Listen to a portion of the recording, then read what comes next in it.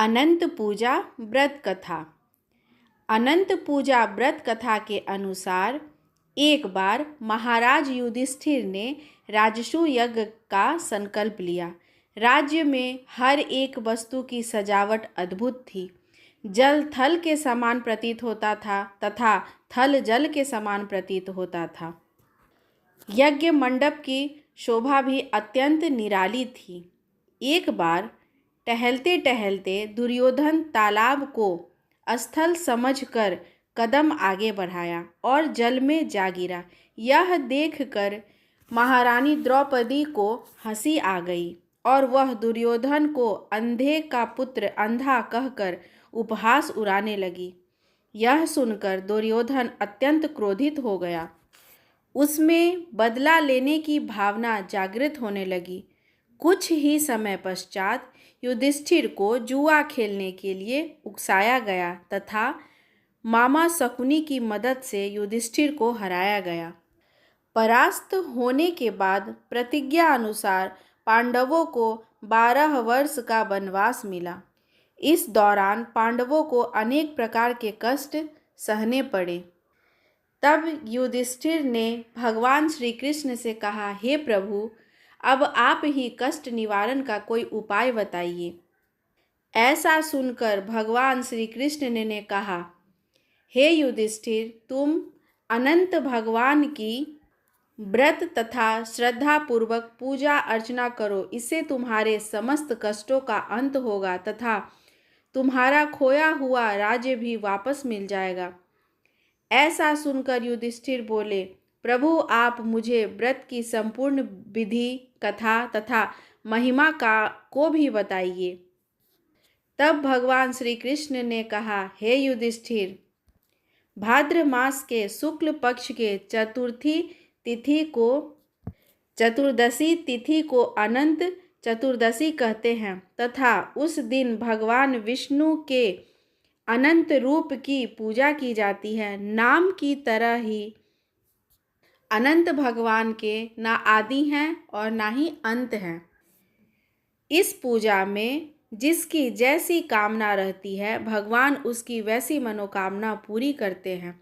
तब भगवान श्री कृष्ण बोले, मैं तुम्हें एक पौराणिक कथा के बारे में बताता हूँ, तुम ध्यान से उसका श्रवण करना।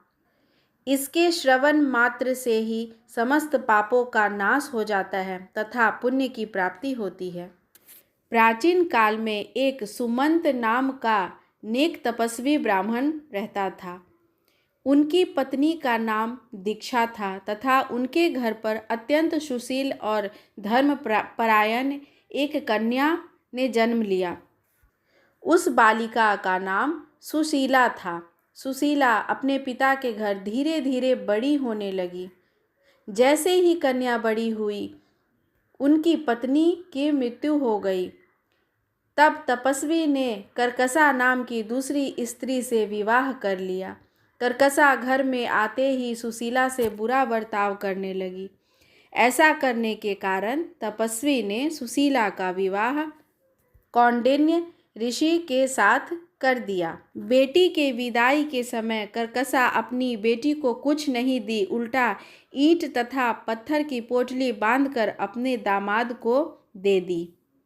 परंतु ऋषि शांत स्वभाव के होने के कारण कुछ ना बोले और अपनी पत्नी को लेकर जाने लगे। चलते चलते रात हो गई तथा उन दोनों को अधिक शारीरिक पीड़ा होने लगी। तब वे दोनों कहीं पे विश्राम करने लगे। आसपास में नदी था। नदी के तट पर कुछ महिलाएं अनंत भगवान का पूजा कर रही थी।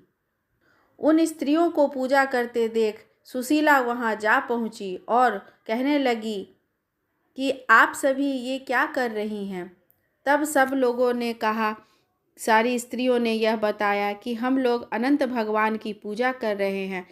सुशीला ने उनकी विधि, पूजा अर्चना, व्रत तथा उनकी महिमा को जाना और संकल्प लिया व्रत करने का और व्रत करने लगी। व्रत के पूजा पाठ करके वह अपने स्वामी के पास आई। पूजा के पश्चात सुशीला भी 14 गांठों से परिपूर्ण धागा अपने बाँह पर बांध के आई। सुशीला अपने स्वामी को बताने लगी उस व्रत के बारे में और अपने बाँह पर बांधे धागे को दिखाने लगी। ऋषि पहले से ही बहुत दुखी थे। उन्हें ससुराल में काफ़ी अपमानित किया गया था, जिसके कारण वह बहुत ही दुखी हो चुके थे। सुशीला के इन बातों को बताने के पश्चात उन्हें बहुत क्रोध आया। ऋषि ने सुशीला के हाथ से धागा निकाला और अग्नि में डाल दिया।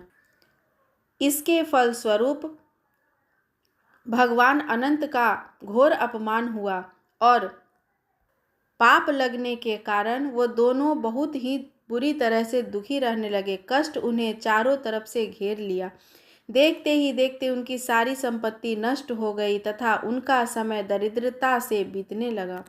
तब उनकी पत्नी सुशीला बोली, स्वामी, आपने जो अनंत भगवान का डोरा अग्नि में जला दिया था, उसी के कारण हमारी यह दुर्दशा हुई है। अब आपको इसका पश्चाताप करना पड़ेगा। ऋषि को अपने किए पर बहुत पछतावा हुआ, अतः अनंत का डोरा पाने के लिए वह वन में चले गए। वन में कई दिनों तक भटकते भटकते वह भूमि पर गिर पड़े। तब अनंत भगवान को उन पर दया आ गई। हे ऋषि, तुमने मेरा अपमान तिरस्कार किया था, उसी कारण तुम्हें कष्ट भोगने पड़े, ऐसा भगवान अनंत ने कहा। परंतु अब तुमने पश्चाताप कर लिया है तो अब घर जाओ। 14 गांठों वाला धागा तुमने जलाया था तो तुम 14 वर्ष तक अनंत व्रत करो। ऐसा करने से तुम धन धान्य से परिपूर्ण हो जाओगे। तुम्हारा जीवन खुशहाली से भर जाएगा। भगवान का दर्शन पाकर वह धन्य हुए। जैसा भगवान ने बताया वैसा ही किए। देखते ही देखते उनके सारे दुख दूर हो गए। धन्य धान्य से परिपूर्ण हो गई। उनकी सारी संपत्ति उन्हें वापस मिल गई। उनका जीवन सुख तथा प्रसन्नता से भर गया।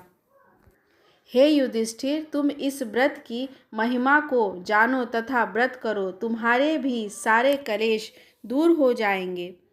ऐसा भगवान श्री कृष्ण ने कहा युधिष्ठिर से। युधिष्ठिर ने भी ऐसा ही किया। परिणाम स्वरूप युधिष्ठिर 5 पांडवों सहित महाभारत के युद्ध में विजयी हुए तथा चिरकाल तक राज्य करते रहे।